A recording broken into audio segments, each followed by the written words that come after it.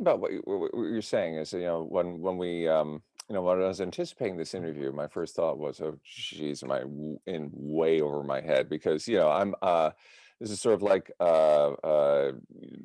Johnny Ramone meets Andre Segovia in terms of, complexity, right?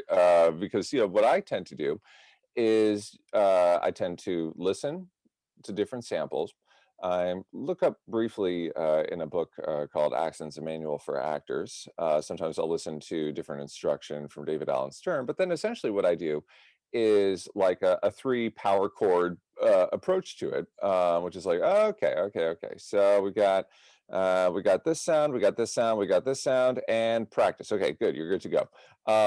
And it's what I'm finding that we have in common anyway is what seems to be the essential sound, the essential feel, the essential quality, and what choices do I then make and stick to based on what I'm hearing, what I'm seeing. And it sounds to me like essentially what we're doing is, I'm operating on a scale of, okay, here's the toolbox, here are my choices. And also what you're doing, you just have a much, much bigger toolbox and much wider set of choices. Um, what was funny to me about in terms of like how you found me, um, is one, the video that made me fear for my life in terms of if I ever visited Rhode Island. Because initially my first video on the Rhode Island accent got slammed. And talk about culture. David Mamet, the playwright, Right. simplified the idea of culture to the way we like to do things around here. Um, and Not wrong. yeah, there was a lot of very tribal like backlash, for the Rhode Island accent that I had with a lot of people like, no, no, no, no, we don't talk like that. But then what I found is that when I revisited Rhode Island, there were quite a few people that, even though I'd done my best to do the corrections, a lot of people were like, no, that's not it either. Similar with the New Hampshire Sure. video, where people were like, "No, that's not it. Yes, that's it. No, that's not it. No." Everybody had a different take on like why it was insulting that I would, dare to indicate that this is the way they talked around here. Um, but then, the samples I would listen to were like, well, that's the way that person talks, and I've got what I guess musicians would call perfect relative pitch. In other words, I can call a note if it's played on a piano or something like that, out of thin air. So I've got a good ear for this stuff. But everybody has what I'm finding. Everybody has a reason to say you're wrong, or a reason to say, that's just the way my parents talk. Mhm. Um, so isn't that something? Um, Yeah, yeah. yeah. People are very territorial, right? Because it's one of those things. Languages, and even if it's a signed language or a spoken language, we all have our own experiences with language. So even if there's no one unified dialect of any language variety, everyone's Mhm. going to insist that the way that they speak is the way, right? Uh-huh. Sort of, that mammoth distillation of what culture is, the way that we do things around here. But then who is the we, right? Is it a Right. dominant group? Is it a subdominant? And Yeah, so on. And yeah. in fact, going back to that video, there were some things that I disagreed with what the some of the commenters were saying. They were like, well, no, in Northern Rhode Island, they speak more like in Boston, and in Southern Rhode Island, it's more like New York. It's like, well, that's not quite it either.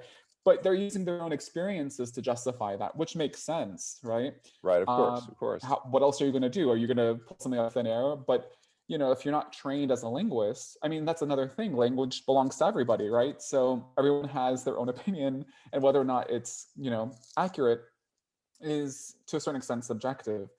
But it was curious some of the responses that I saw people posting. Um, and the thing is, again, Rhode Island, tiny state, but there is quite a bit of diversity from city to city or town to town, or however you want to frame it.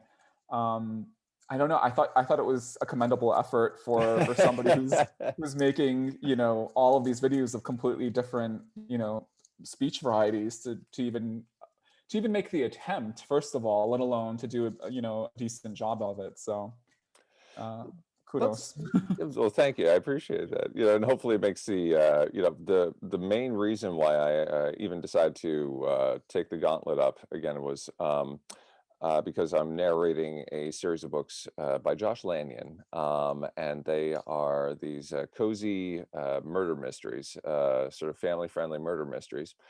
And they take place in Rhode Island, or a small island off of Rhode Island. So I was just thinking, just to have something to play with and to make some of the characters distinct, always an accent really, really helps. Um, and one of the things that I'm wondering, because one could go into potentially blinding somebody with science in terms of explaining why they can't criticize what you're doing. Very similar to Princess Bride, the bit where clearly I cannot take this one in front of me because blah blah blah blah blah blah, but therefore I cannot take this one in front of you, but blah blah blah blah blah, blah because I cannot Right. take this in front of me. One could say, well, actually, but so therefore you cannot say that I've got the accent wrong. And on the other hand, lots and lots of things like that. The other thing that I find, so that's one danger zone in terms of justifying why one's choice of the accent is accurate no matter what anybody says, or to justify I don't need to do any further research on this, because I've somewhere, somehow, some way, there's a way to justify the way I've got it, right? Um, so that's one danger zone I find. And then another danger zone is stereotyping, and what the line between those things is. So what do you think, what should a person keep in mind when they're approaching an accent? And I say accent in this case because dialect in my field takes care of itself. The author has either written the words or they haven't. But Mhm. when approaching an accent, what should a person keep in mind to keep from going into territory that could be insulting to people, or start influencing people to take up that accent in a way that's potentially negative, and eliminating some of the rich history of that accent? No, those are excellent questions, and I think they're questions that more people really should be engaging with, regardless of what we're doing, and especially if you're a performer and using your voice to give voice to other characters, right? I think something that you sort of alluded to is that the idea is you're trying to embody a character. It's a specific person. And I think if you really emphasize, well, what is this character doing? What are their experiences? Let me try to give life to whatever the information you have about that, right? Whatever is written on the page, whether it's a narration as well as in their dialogue, that reveals something about that person, right? And of course, there's going to be stereotypification, but stereotypes are really just cognitive shortcuts. They're ways that people Mm, make sense of, you know, everything, right? To a certain extent, I know I'm overgeneralizing and oversimplifying. And the idea, though, is we have, you said something earlier that I really liked. There's a toolbox that we can draw from. And all people do that, right? People shift their language all the time. We understand, regardless of the situation, whatever the accent that you're speaking, there's different registers, right? When you're in a formal setting, if you're at work, you're going to speak differently than as opposed to if you're at home and with your right, family. And right. sometimes you'll speak with your differently. The way that you speak with your parents is going to be differently from how you speak with your friends, even though those may be both casual, and so on and so forth. There's lots of nuances, and human beings, speakers, signers, whatever language you're using, we're so adept at making these micro variations, these small changes to our speech on a daily basis. We do it all the time, but we're not necessarily thinking about it because that would become really burdensome to, it's like, breathing. If you have to think about when you're breathing, it becomes, everyone would stop breathing. But the same thing with speaking, however, whatever accent you're speaking on, however you're performing. And there's all kinds of theories about performativity and language, not necessarily as a performer, but just as a human being trying to convey yourself in daily life, self-presentation.